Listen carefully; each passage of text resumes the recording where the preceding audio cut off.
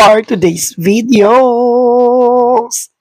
Dito na naman ako dito sa client ko since 2017 na si Jasmine Olopre na taga Lancaster City, Cavite.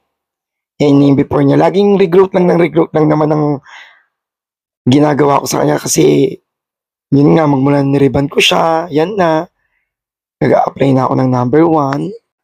From roots to midland, kung ano yung tubo, hanggang sa binabad ko na siya ng 40 minutes. Ganyan. 40 minutes lang ang babarang kapag virgin hair.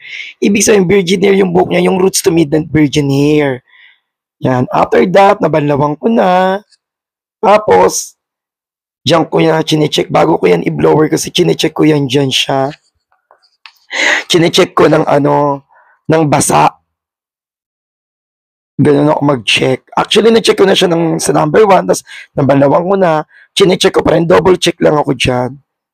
Bago ko siya i-blower. Yan. Mula ilalim, hanggang gitna, hanggang tuktok, likod, gilid, hanggang ibabaw. Chinecheck ko siya maigi. Yung basa siya na sinuklay mo siya nang hindi mo siya binabanat ng suklay.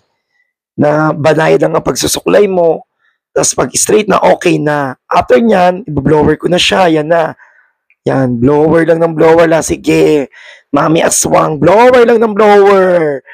Hanggang 100%. Pagka-blower, plancha na.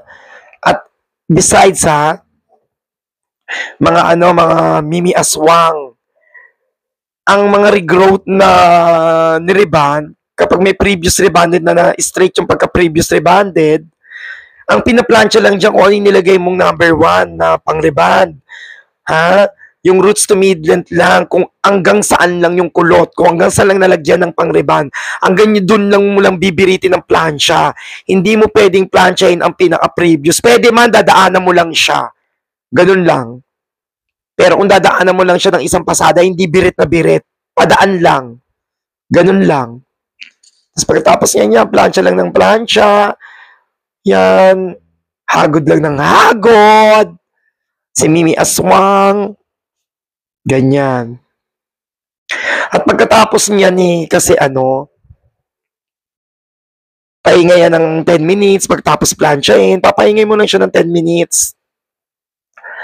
After mong pinlansya, kapag napahinga na siya ng after 10 minutes, dahil kasi i-release mo yung heat ng plancha ng ironing doon sa buhok. Kailangan ma-release mo siya ng 10 minutes.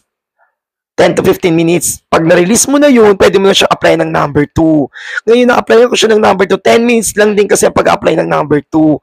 Ngayon, pag naglagay ka ng number 2, yung neutralizer, kung bakit 10 minutes lang, kasi mainit ang neutralizer, hindi mo siya pwedeng patagalin. Kung matagal man hanggang 15 minutes lang, hanggang 15 minutes mo lang siyang patatagalin, hindi mo siya pwedeng patagalin ng 30 minutes kasi neutralizer siya. Naglalak siya sa bands ng buhok. After ng pagkabanlaw ko, yun na nga, nakulayan ko na siya kanina noon. Tapos after 35 minutes, nabanlawang ko na. Ayan na, nalagyan ko na siya ng Brazilian dyan. After 30 minutes, yan, binlower ko na. Pagka-blower ko na dyan, ayan na, yan, pinatuyo ko siya 100%. Tapos dyan, kasi may combo naman siyang ribbon dyan. So, pagka kayo nagpa-Brazilian, kapag halimbawang may combo ng ribbon, pwede nyo siyang optional ng babad ng 30 minutes or pagkalagay mo is blower na agad kasi kaya ko lang naman binababa ng 30 minutes kasi para lang ma-release yung formaldehyde excess. Sumingaw lang siya, no, ganon. Pero kung halimbawang wala siyang combo ng ribbon, talaga patatagalin mo talaga siya ng babad at application talaga sa buhok ng pag magba-Brazilian treatment ka or keratin treatment ka or botox ka is dry application. Yan, kahit wet yan kasi may combo yan ng ribbon. Yan, tapos pag pinatuyo na, syempre 100% mo siya patutuyuin. Kapag patuyo mo na sa kanya ng 100%, syempre is paplansyahin mo rin kasi siya. Kailangan siyang plansyahin, alam mo ba kung bakit? Kasi mga molecules ng ang mga Brazilian treatment, keratin treatment, botox, formaldehyde formulation lahat yan. Iba-ibang percent lang. So ngayon, kailangan pa rin niya ng heat activation or heat activate.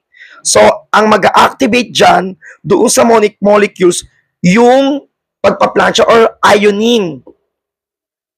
Kailangan niya ng heating. Hindi pwedeng heat lang ng blower. Kailangan siyang plansyahin siya. So, dahil may combo siya na ribbon, so ngayon, kailangan lang yan, yung plansyahin mo lang ng hanggang 3 hagod lang. Hindi mo na kailangan biritin ng 5. Kasi yung mga binibirit lang ng plansya, yung super plansya, yung mga walang kombong ribbon.